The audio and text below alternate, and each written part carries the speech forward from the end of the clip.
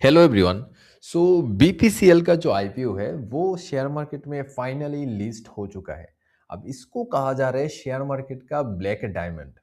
अब ये सच में ब्लैक डायमंड है या प्रमोटर की जस्ट अनदर ट्रैप है ताकि वो अपना माल बेच के निकल जाए और आप लॉस में बैठे रहे, क्योंकि कंपनी की जो अभी फाइनेंशियल हालत है वो कुछ ज़्यादा खास नहीं है।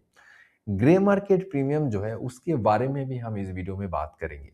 तो अगर आपने इस आईपीओ में ऑलरेडी इन्वेस्ट कर दिया है या इन्वेस्ट करने के बारे में सोच रहे हैं तो ये जो वीडियो है वो आपके लिए काफ़ी ज़्यादा इंपॉर्टेंट हो सकता है। इस वीडियो के एंड तक इस आईपीओ से रिलेटेड आपके सारे डाउट बिल्कुल क्लियर होने वाले हैं। So without any further delay चलिए आज की इस वीडियो को शुरू करते हैं। तो ग्रे मार्केट प्रीमियम पे हम बाद में आएंगे। तो सबसे पहले हम बात करते हैं इसके मार्केट शेयर के बारे में। और ये चीज़ अगर आपने समझ लिया इस प्रोडक्ट को तभी जो वीडियो है वो आगे आपको समझ में आएगा। अदरवाइज सबसे पहले इसके बारे में बात करते हैं। तो बीपीसीएल जो है वो पूरे मार्केट का 58.5% ऑलमोस्ट 60% प्रोड्यूस करते हैं, यानी मार्केट लीडर है। और इसकी कंपटीशन में कोई भी मेजर कंपनीज नहीं है, तो इस कंपनी का मोनोपोली है। अब इसकी प्रोडक्ट को सबसे पहले समझते हैं। अब देखिए, स्टील बनाने के लिए कोल चाहिए होगा और ये जो कंपनी है वो उसी कोल को माइनिंग करने का काम करता है। लेकिन इंडिया में जो कोल मिलता है वो आप ऐसे समझ लीजिए वो उतना हाई क्वालिटी का नहीं होता।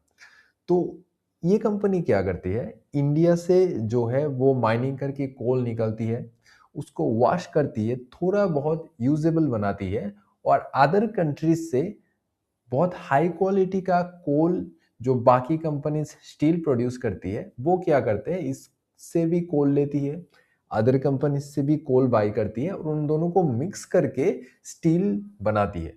तो ये जो कंपनी है वो एक इंटरमीडिएट का काम करती है।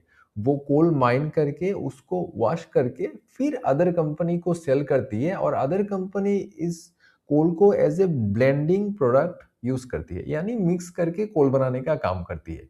और इसकी कंपटीशन में कोई भी मेजर कंपनीज नहीं है और ये इसका सबसे बड़ा एडवांटेज है। अब बात करते हैं इसकी जो है वो ये जो कंपनी है वो अभी 17% की लॉस में है और ईयर ऑन ईयर जो है इसका जो रेवेन्यू है वो भी ड्रॉप हो रहा है। अब इसके बारे में बात करना काफ़ी ज़्यादा ज़रूरी है। देखिए, इसका जो रेवेन्यू है वो काफ़ी हद तक एनवायरनमेंट के ऊपर भी डिपेंड करता है। अब जो है वो रेन की वजह से अब कोल की जो माइनिंग है वो या तो काफ़ी हद तक बंद हो गई है या उसकी जो फ्रीक्वेंसी है या उसकी जो क्वांटिटी है वो काफ़ी हद तक कम हो गई है, जिसकी वजह से इसकी रेवेन्यू पे डायरेक्टली इफेक्ट पड़ा। दूसरा है लोअर ई एक्शन प्रीमियम। अब इसका मतलब क्या होता है, अब देखिए ये जो कंपनी है कोल इंडिया या उसका सब्सिडरी कंपनी आप बीसीसीएल कह लीजिए, उसने अपनी कोल को ऑनलाइन यानी ओपन मार्केट में सेल करने की कोशिश की, लेकिन उसकी जो ऑक्शन की प्राइजेस है वो यहाँ पे काफ़ी ज़्यादा कम निकल के आए। वो 40 टू 45 से लेके वो 30% तक ड्रॉप हो गए थे। तो ये एक रेड फ्लैग आप इसको कंसिडर कर सकते हैं। अब दोस्तों बात करते हैं इसके ग्रे मार्केट प्रीमियम के बारे में, क्योंकि काफ़ी सारे लोग ग्रे मार्केट प्रीमियम को देख के ही मार्केट में या आईपीओ में इन्वेस्ट करते हैं। तो इसका जो ग्रे मार्केट प्रीमियम है वो अभी 50% चल रहा है, यानी लिस्टिंग डे पे आपको हो सकता है कि 50% का तुरंत गेन हो जाए। लेकिन दोस्तों ये जो ग्रे मार्केट प्रीमियम है वो उतना ज़्यादा रिलायबल नहीं है। आप सिर्फ जीएमपी देख के तो इन्वेस्ट नहीं कर सकते। अब इस पे 3 तरह के लोग अप्लाई करेंगे। एक जो है वो रिटेल इन्वेस्टर। तो as a retail investor apply करने के लिए आपके पास मिनिमम 13,800 रुपीज़ होने चाहिए। अब एचएनआई के बारे में बात करते हैं।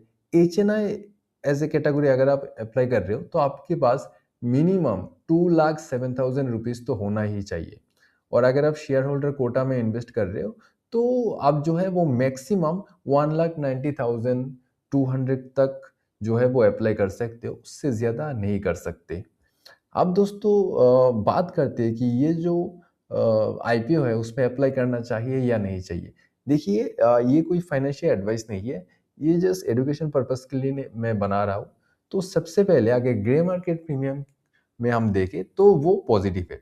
इसका मतलब ये है कि लिस्टिंग डे पे गेन होने के चांसेस है, लेकिन ग्रे मार्केट प्रीमियम जो है वो उतना ज़्यादा रिलायबल नहीं है, सिर्फ इस पे हम रिलाई नहीं कर सकते। रिसेंटली ये जो कंपनी है वो उसका रेवेन्यू काफ़ी ज़्यादा ड्रॉप हो गया था। इसका रीज़न जो है वो पोर मैनेजमेंट नहीं बल्कि वेदर है। तो अगर रिसेंट ईयर्स में वेदर जो कि ठीक होना ही है, होने की चांसेस काफ़ी ज़्यादा है, तो उसका रेवेन्यू बैक टू नॉर्मल या ऊपर भी जा सकता है। तो शेयर के प्राइसेस जो है वो भी ऊपर जा सकते हैं। लेकिन आप अपना डिसीजन आप खुद सोच के बनाना है। मेरे ख्याल से अभी ये जो आईपीओ है जो ब्लैक डायमंड तो बिल्कुल भी नहीं है, लेकिन बुरा भी नहीं है, एक ठीक ठाक सा आईपीओ है। और दोस्तों यहीं पे आज की इस वीडियो की एंड हो जाती है। अगर आपको ये वीडियो हेल्पफुल लगा तो लाइक कर देना, शेयर कर देना अपने दोस्तों के साथ में, और यहीं पे आज की वीडियो की एंड हो जाती है। मैं मिलता हूँ आपसे मेरे अगले वीडियो में।